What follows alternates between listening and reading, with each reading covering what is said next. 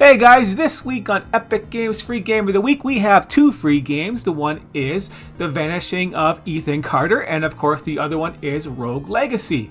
So I'm going to do a short review on this game right here, Rogue Legacy first. It should be short and sweet.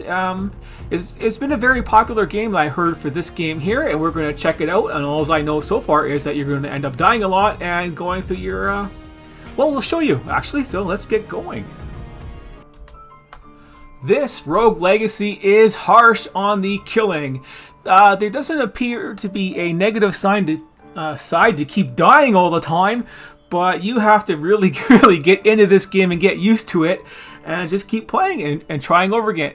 This is the first area here. You unlock pretty much right away your castle, and you have the little upgrades, and there's no mouse controls in this. It's just arrow keys. You can assign your mouse to attack and other buttons like that, like I have. I had to reassign the whole thing because I didn't like their setup with my current keyboard setup, which is basically the standard way to do it. But yeah, they changed it all up because you want to use the control pad for this game. But yeah, you can pick these things. This is just a basic. I've only been playing it for a little bit and dying a lot. But you upgrade your little castle here. You get different abilities. And as you can see, you can keep upgrading stuff and it costs you gold. The problem with this is, and then when you come out of here, right, you can unlock your smithy right away. And you can get lots of upgrades. Like, this is how much weapons there are different ours. And just this to start with, right? It's just the basic. So there could be a whole lot more. And you have a carry weight type thing and money to spend. But the problem is, and of course you got spells you can see in the top left there, just level 7. It's kind of I don't even know what that is. It's supposed to be 4. Is that level 7? How many times I've died already? Just die so fast. And you have different things to upgrade it. And this guy here has a neat option where you can just you can lock the castle down, which is your levels are random, and you can get really bad levels where you just sit there and you die right away, which really sucks. Or I just had one where I actually could upgrade stuff, and I actually had a couple chests I can actually get to before I got overkilled by guys that can throw fireballs on the whole screen where you have no chance. So if you're going to play this game, you have you're going to have zero chance to actually live a lot until you actually die a lot and get upgrades. The problem is, to get into the castle, it's going to you have to get rid of all your money. So you have to spend all your money that you have, and then if you don't have enough, you just wasted it. So I've had lots of runs where I needed 140 to upgrade, and I got like 120, and I can't do nothing, and it's all gone. That is why you have this architect here, so you can keep good levels, but you only get a little bit of them. Keep a little bit of the money on hand. You only earn a little bit of the money. So yeah, earning just 40% of the income or 60% is not really good. So there goes all your gold, and this is how you play it. It's the first part of it is always the same. You always start off in this little area here. You can see the map, and you got to go like this and collect and destroy stuff and get coins. And using your special ability, yeah, it takes magic there. This guy actually has magic, and you have to right away. Like this is a crazy level. So make it. Yeah, dead already. See, this is what I mean. That is a bad level. You do not want to save it where you have little chance at playing it and you suck, like I do. And then you get to pick your new hero. So these are like all the past heroes that you've already picked, and then you just keep picking different guys. And so far, I haven't seen anything different in the layout. You just got this is the same guy, throw an axe and arc, to get the same thing and to get some, low stats, but high damage on his weapons. And you go to this guy, fires daggers, So yeah. You're skinny, it sends you flying, so let's try that out there. Because yeah, I've been a huge guy right now, and yeah, 40 gold is nothing. So that was a junk level. Like, look at, you see, you guys come different, and I got a double jump now. But yeah, there goes all your money. So that last level was a pain in the butt, and you just got screwed.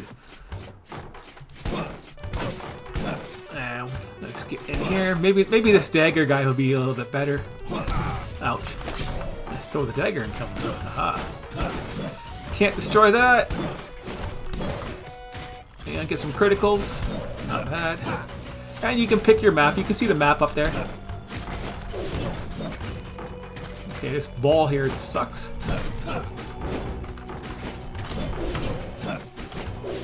Oops. Hold the jump button to jump higher. Yeah, it'll teach you all the basics. And then you just explore the map like this. And multiple ghost guys. Well, that sucks. Oops.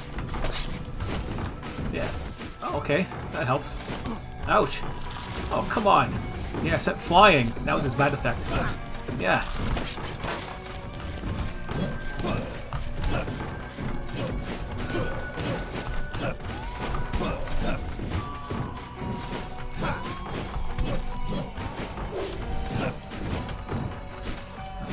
attacks. There we go. I cleared him at least. And there's no... Oh, there's a chest in the other room, so let's go over there and get that. I just want to show you this gameplay here. Yeah, this sucks. Oh, come on. There we go. Made it. I found one of the runes, so I can get an upgrade. If I can afford it. And I don't know how to get past this part here without dying. Jump? Nope. Yeah. It's very tricky because you move so fast. You can't really control your movements very well when you just tap your controls and you're halfway across the screen. And you die, and then you pick your next guy. Yeah, so you get to pick your guy. He actually has a special attack in this guy. Chickens freak you out? Oh, that's pretty cool. Well, at least I have a shield. And yeah, 170. Well, I think 170 was exactly what I needed for something else. But that is the look of this game here. No, 250 for that. Yeah, you gotta upgrade your equipment. Yeah, 150, good enough. Yeah, extra health and mana. Why not? Get a permanent increase in your stats and abilities and armor and all that kind of stuff.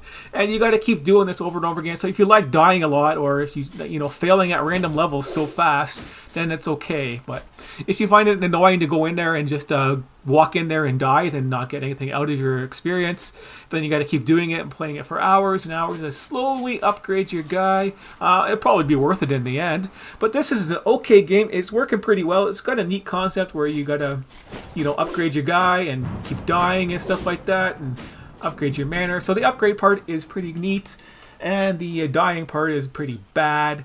And well, this is a cheap game overall, so it doesn't lose any points in my book for being a cheap, and the controls are working. It's just a little bit so fast at moving, just a little bit too fast at moving. So it's going to be, you know, really hard to control if you get speed upgrades and stuff like that, and dashes and stuff.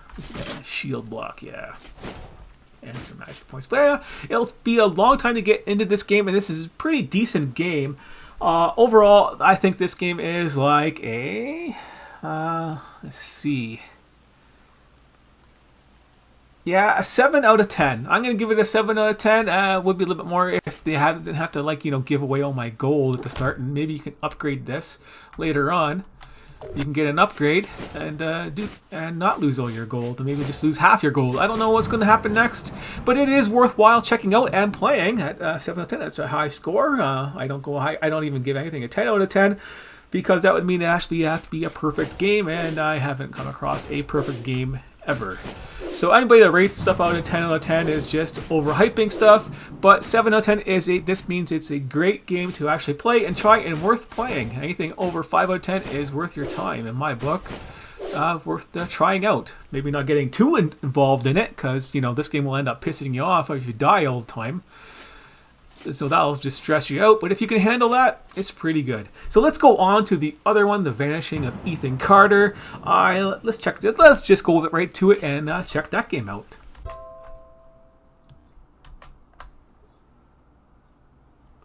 Okay, this is The Vanishing of Ethan Carter, and as you expect, it is not an action game. The alt tabbing on this game really sucks. It just took like a minute trying to get it to adjust, and it becomes really laggy when you do that. Like, look how choppy it is moving it around now. This is horrible slow downness, or whatever you want to call it. Okay, let's go into this game right here. You are just trying to find this little boy, and you have some special abilities and powers, but you can only use them when you find objects.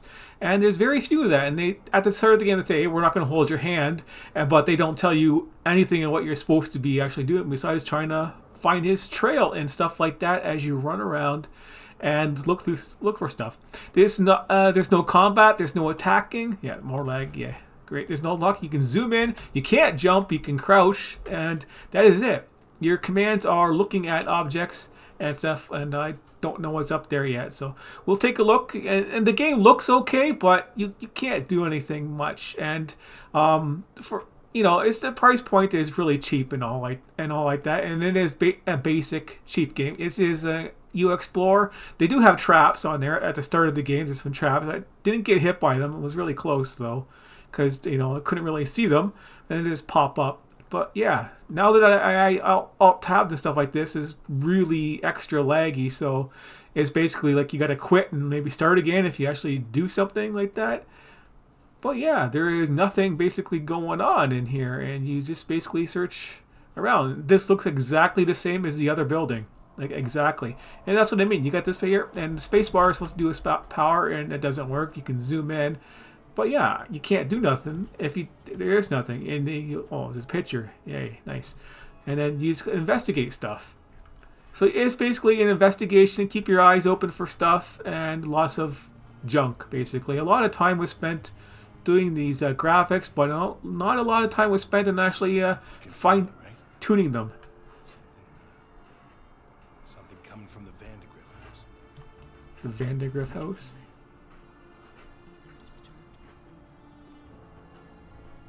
Yeah, so random stuff will go on like that, and you gotta try and figure it out, and like I didn't see anything in here.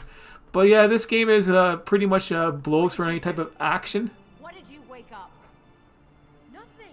I found a room, I walked into it, that's it. There you go.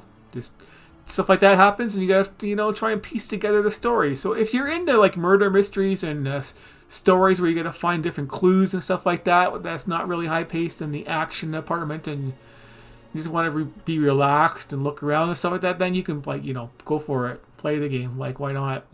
It's free right now, but I'm not gonna play this game like ever again. It's boring, and I don't find. Oh, there's a secret room.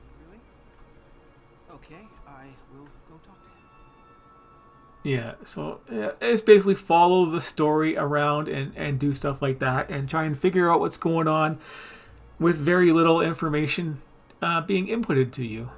And if you can't really do nothing besides walk around. So that is what this game is. You walk around and look for stuff, and maybe read and check out little rooms and stuff like that, and maybe get hit by a trap and die. Who knows what's going to happen.